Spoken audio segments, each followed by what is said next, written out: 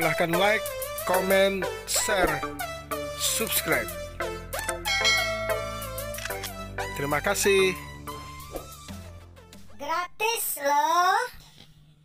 Pertempuran dengan Belanda di kota Kuala Tunggal ini adalah merupakan penyegaran ingatan kita kembali dan tentunya makna kebersamaan yang telah terjalin begitu erat kemanunggalan antara TNI dengan barisan selempang merah yang merupakan kekuatan tunggal dalam setiap pertempuran. Ide cerita Kodim 0419 Tanjung Jabung. Penulis skenario Ahmad Yani Azeb. Pembina Dandim 0419 Bapak Letnan Kolonel Infantri Aksa Erlangga SH. Penasehat Mayor Infantri Firdaus. Koordinator pementasan Kapten Infantri Adil Tarigan. Koreografer atau penata gerak dan waktu Firmansa dan Ardiansa Saputra. Penyanyi Triwayuni dan Veronica. Narator Desi Eka Mayani. Dimainkan oleh 1. Zakaria Zoretha, Ketua Pecinta Infak Serata Kuala Tunggal sebagai Kiai Haji Muhammad Daud Arif. 2. Ahmad Sofyan, cucu Panglima Saman sebagai Panglima Saman. Didukung siswa-siswi SLTP dan SLTA dalam kota Kuala Tunggal, anggota Palang Merah Indonesia Cabang Tanjung Barat, personil Kodim 0419 Tanjung Jabung, Resimen Mahasiswa Stai Anak 2 Kuala Tunggal, pengurus PIS Tanjung Barat. Sekilas profil dan riwayat hidup tokoh pejuang, tokoh ulama pejuang, dan tokoh TNI Kuala Tunggal. 1. Kiai Haji Muhammad Daud Arif. Lahir di Amuntai, Kalimantan Selatan pada tahun 1908 dengan riwayat pendidikan. Pada tahun 1923 almarhum melanjutkan pendidikan di Gubernmen Pontian Johor, Malaysia, 6 tahun di Saudi Arabia pada 1931. Riwayat karir guru agama di Pontian Johor, Malaysia 1933. Mudir Am PHI Kuala Tunggal 1935. Pemimpin Barisan Hizbullah 1945-1949. Pemimpin Gerakan Pemuda Islam Indonesia 1946. Ketua Partai Masyumi Cabang Kuala Tunggal 1947.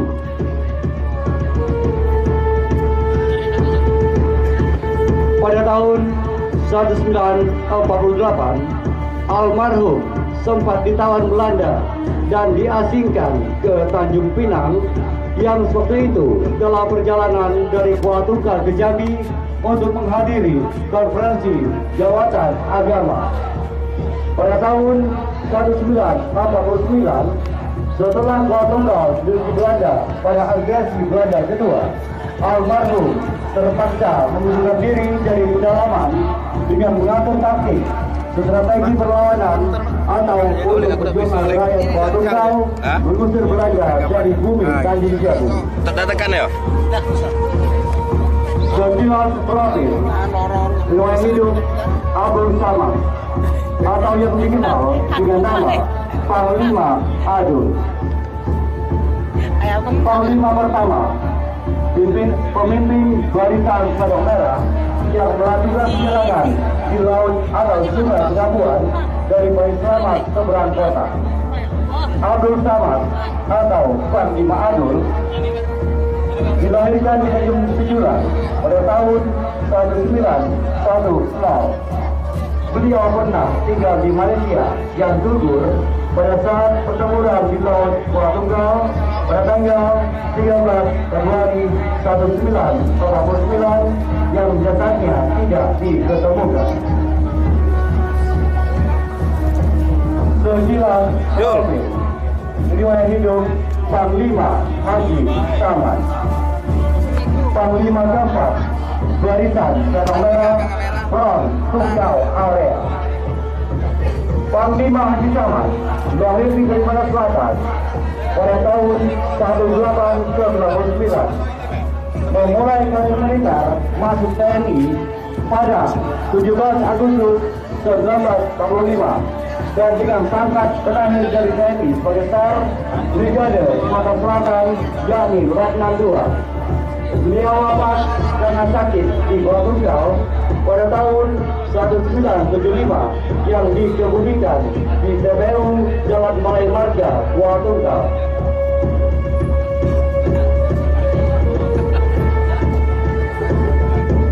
Sekilas profil, riwayat hidup, serta Mayor Cadet Padhan AR. Lahir di Martabak 5 April 1925, memulai karir militer pada 1 Januari sampai 18 Mei 1946 dan dari Sekolah Offiser Muda TNI AD di PU Palembang, almarhum berpangkat serta Mayor Cadet. Juni sampai September 1946 menjabat sebagai pelatih depo Batalion Resimen 16 Divisi 2 serta melatih tentara pelajar maupun laskar-laskar rakyat di Jambi.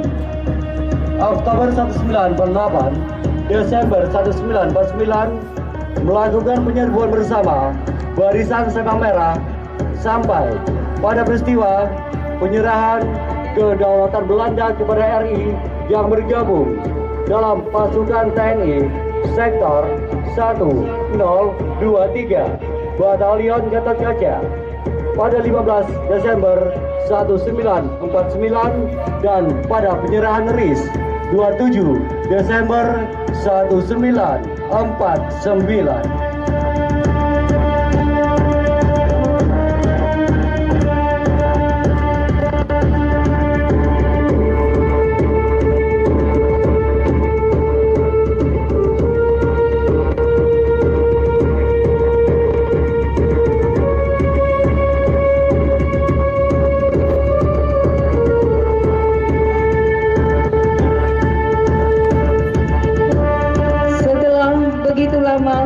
Hidup terjajah, akhirnya rakyat Indonesia termasuklah di kota Pulau Tunggal merasakan sukacita setelah disampaikannya proklamasi kemerdekaan Indonesia.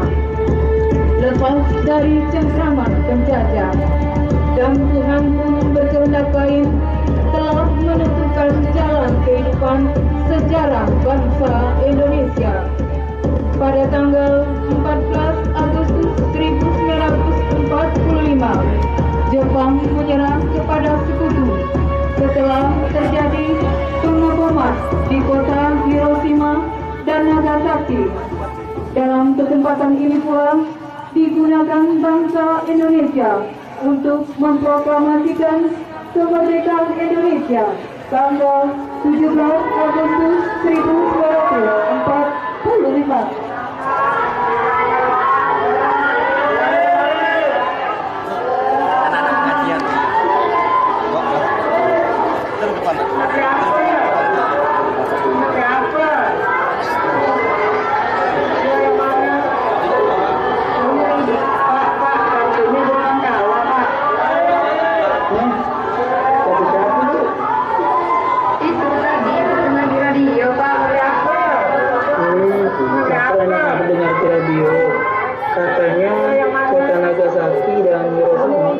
Sudah daftar dengan tanahnya.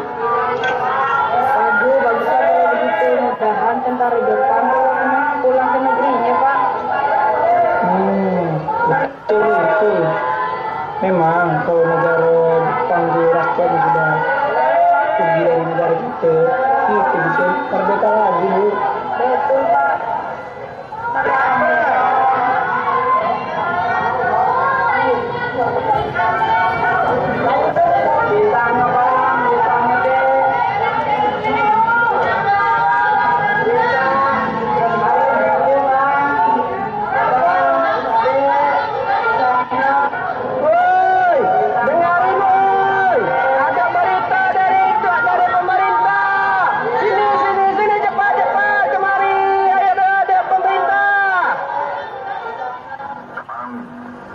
bangsa Indonesia. Dengan ini menyatakan kemerdekaan Indonesia. Hal-hal yang mengenai pemindahan kekuasaan dan lain-lain diselenggarakan dengan cara saksama dan dalam tempo yang sesingkat-singkatnya. Jakarta, 17 Agustus 1945, atas nama bangsa Indonesia, Soekarno Hatta. Merdeka! Merdeka! Merdeka! Setelah tersiarnya berita proklamasi kemerdekaan Republik Indonesia 17 Agustus 1945 disambut gembira oleh seluruh lapisan masyarakat Indonesia umumnya dan masyarakat Jambi maupun Kuala Tunggal khususnya. Dan kehidupan mereka pun mulai bangkit setelah begitu lama hidup menderita dari penindasan para penjajah. Terpancarlah sinar kebahagiaan dari wajah mereka. Perlahan mereka mulai bergotong royong memperbaiki kesejahteraan hidupnya. Di balik itu pun timbullah semangat patriotisme di kalangan pemuda-pemudi, tokoh masyarakat, alim ulama. Mereka bersatu mempertahankan kemerdekaan Republik Indonesia dan menentang penjajah dari manapun datangnya. Seperti halnya pula dengan masyarakat Kuala Tunggal, beberapa hari setelah terkibarnya merah putih pertama di Kuala Tunggal pada tanggal 20 Agustus 1945, maka diadakanlah pertemuan yang hasil pertemuan tersebut antara lain terbentuklah Angkatan Pemuda Indonesia dipimpin Serkawi dan wakilnya Indra Zaini. Terbentuklah Barisan Hizbullah yang dipimpin Kiai Haji Adam Arif. Kemudian menyusul terbentuk Laskar Hulbala dipimpin Amanan Semar serta organisasi pemuda lainnya.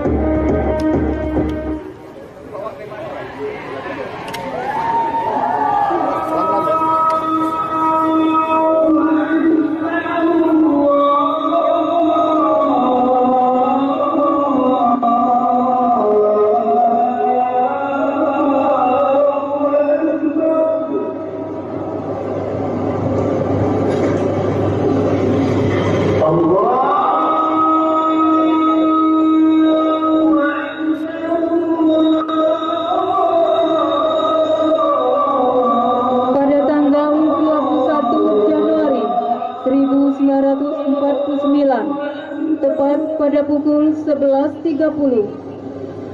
Dengan didudukinya kota Kuala Tunggal oleh Belanda, tokoh masyarakat, alim ulama, cerdik pandai, pemuda dan masyarakat mulai menyingkir keluar kota, di antaranya di seberang Kuala Tunggal, yang kemudian front rimba membentuk barisan dengan nama Barisan Selempang Merah, dan kemudian menyatunya pasukan TNI bersama rakyat.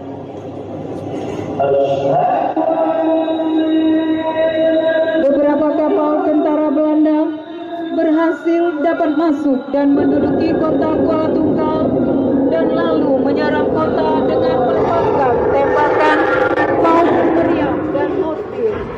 Setelah melancarkan serangan dan tembakan yang memalukan dari kapal perang udara yang pada waktu itu kaum muslimin bersiap-siap sedang akan melaksanakan sholat Jumat, yang akhirnya serangan tentara Belanda tepat mengenai kapal masjid menara Masjid Agung sehingga bulan bintangnya jatuh berkeping-keping dan masyarakat melarikan diri sampai keluar kota Kuala Tunggal, yang akibatnya juga sholat Jumat tidak jadi dilaksanakan. Para penduduk pun membawa apa saja yang dapat dibawa untuk bekal dan evakuasi. Penduduk mengungsi dengan sangat dan dalam kondisi terdesak masing-masing keluarganya. Dan ada pun beberapa tempat pengungsian tersebut antara lain rombongan pemerintahan dan stafnya melarikan diri ke desa Pembengis, kira-kira 7 km dari kota Kuala Tunggal. Para pengungsi ditampung oleh Pak Camat Masdar, Guru Pama, Guru Sanusi.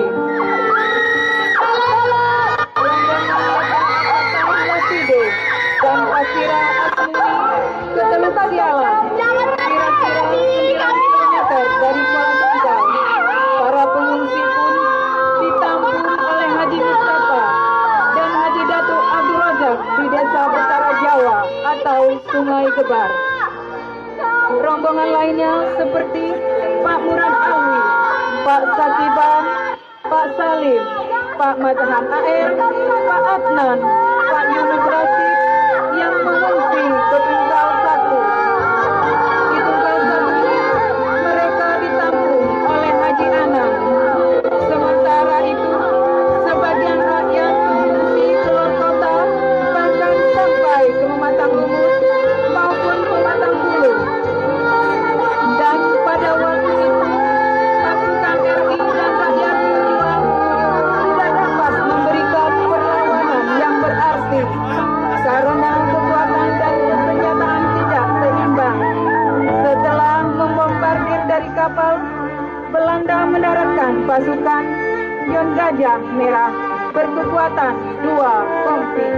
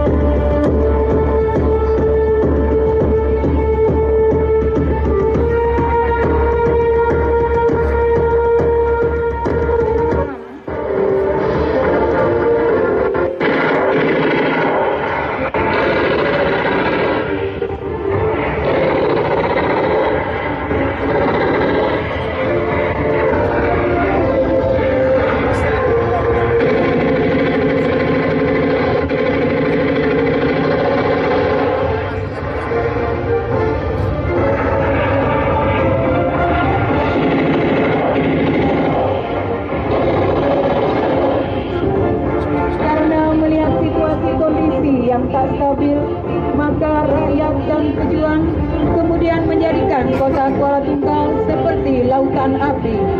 Para pejuang dan TNI pun kemudian mengatur siasat perlawanan. Saat itu langit kelihatan mendung. Awan seolah-olah menutupi langit kota Kuala Tunggal. Namun di balik itu, Belanda selalu mencari dan berusaha untuk menangkap para tokoh-tokoh pejuang.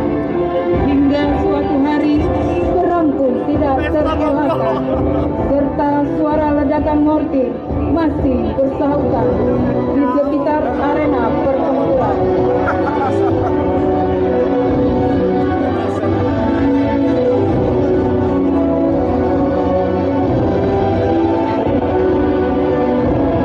Dan pada itu pula, Panglima Saman bersama Bersan Mayor Kadet Matan AR kembali mengatur strategi penyerangan.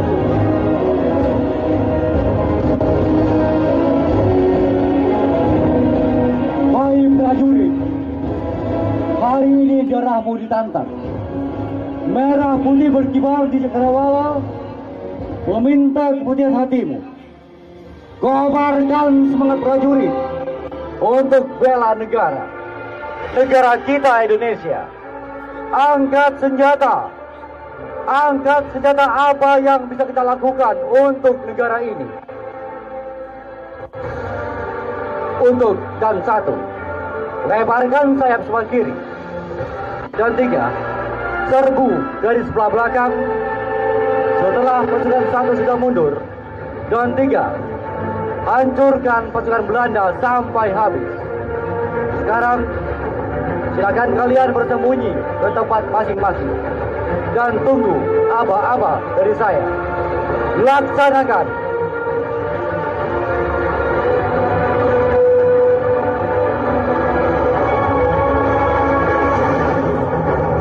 Para pejuang barisan selempang merah kemudian bergerak bersama TNI dan sambil terus meneriakkan sandi pertempuran.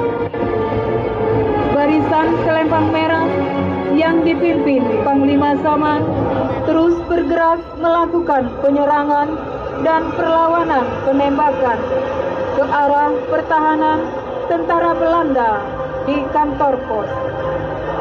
Dan pasukan TNI dipimpin Serma Kadet Madhan AR dan salah seorang pejuang melakukan perobekan bendera biru dan mengibarkan bendera merah putih. Ya Zalzalali Walikam, Ya Hayyu Ya Qayyum, Allah Muhammad, Allah kuasa, merdeka tetap, merdeka syahid. Allahu Akbar.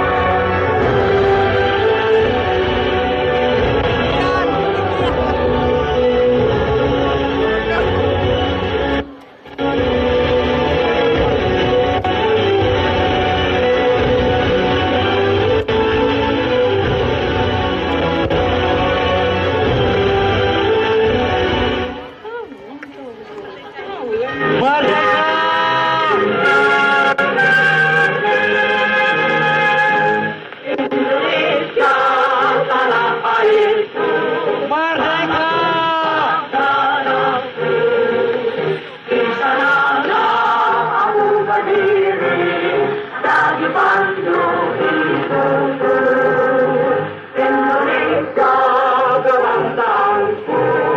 bangsa dan tanah.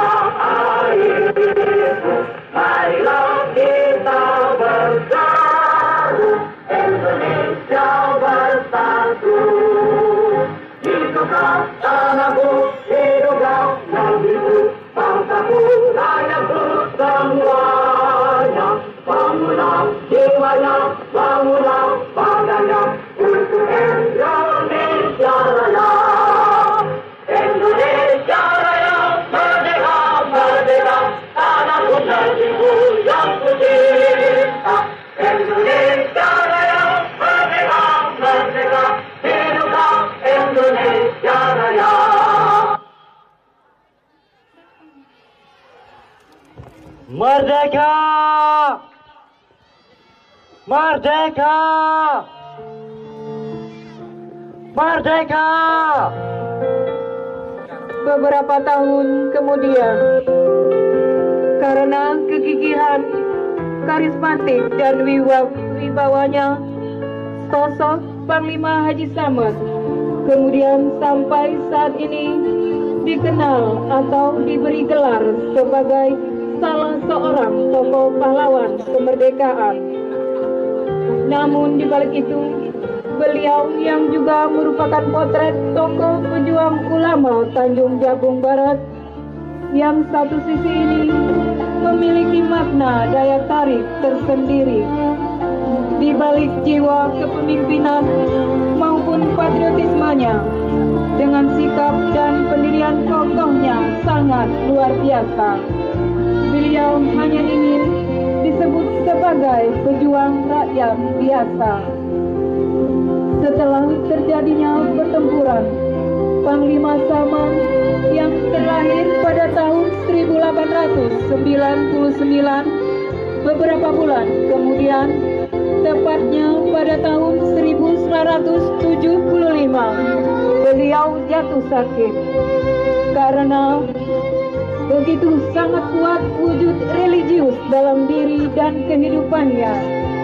Lalu dengan ketegasan yang tidak ada nuansa atau istilah berbahasa basi, tawar-menawar, almarhum menginginkan namanya hanya dijuluki sebagai orang biasa, dikenang tidak secara berlebihan, seperti amanah yang beliau wasiatkan sebelum menghembuskan napasnya yang terakhir. Amanah Panglima Samad dan pesan pejuang yang disampaikan saat memperingati Hari Ulang Tahun Veteran Perang Kemerdekaan ke-37 se-Provinsi Jambi yang dipusatkan di Kuala Tungkal.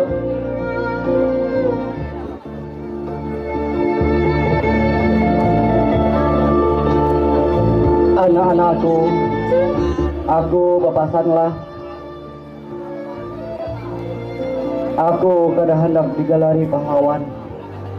Aku berjuang karena Allah Ta'ala semata-mata, memperjuangkan agama Islam dari runggungan orang-orang kafir, menegakkan agama Islam dan bukan meminta imbalan apapun, termasuklah gaji tunjangan pensiunan veteran. Apalagi gelar pahlawan pejuang, amun kena aku pensiun jadi veteran. Amun kena aku matilah, aku kada mau dikuburakan di taman makam pahlawan.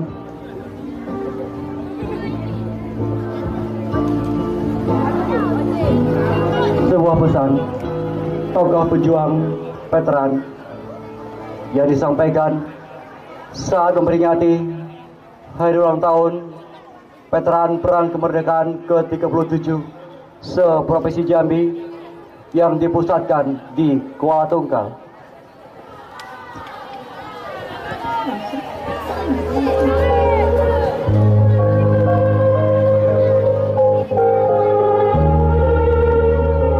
Mereka telah tiada, segaranya telah melukis persada Ibu Pertiwi yang tercinta ini. Sekarang telah berkumandang lagu kebangsaan Indonesia Raya di pelosok dunia ini. Sang merah putih berkibar menjulang tinggi di udara, bebas merdeka di tiang yang kokoh. Indonesia telah merdeka sepenuhnya, telah banyak jatuh korban pahlawan bangsa. Darah mengalir membasahi tanah air demi kejayaanmu Indonesia tercinta. Saat ini kami menundukkan kepala, mengingatkan dan mendoakan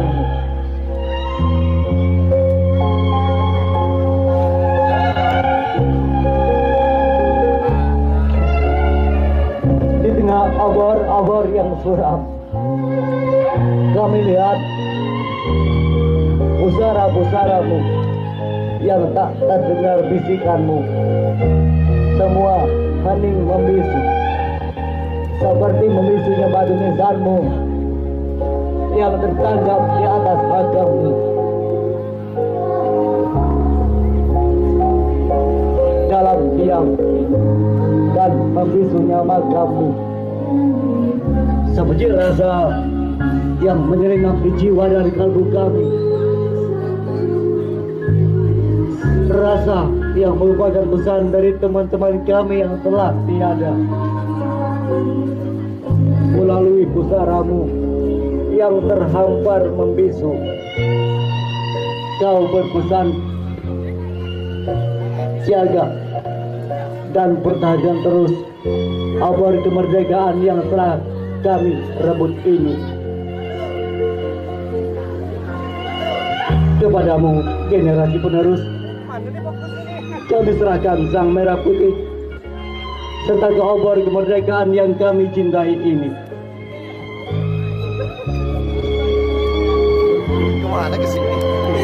Rakyat dan bangsanya tidak akan dapat dilenyapkan oleh manusia siapapun juga.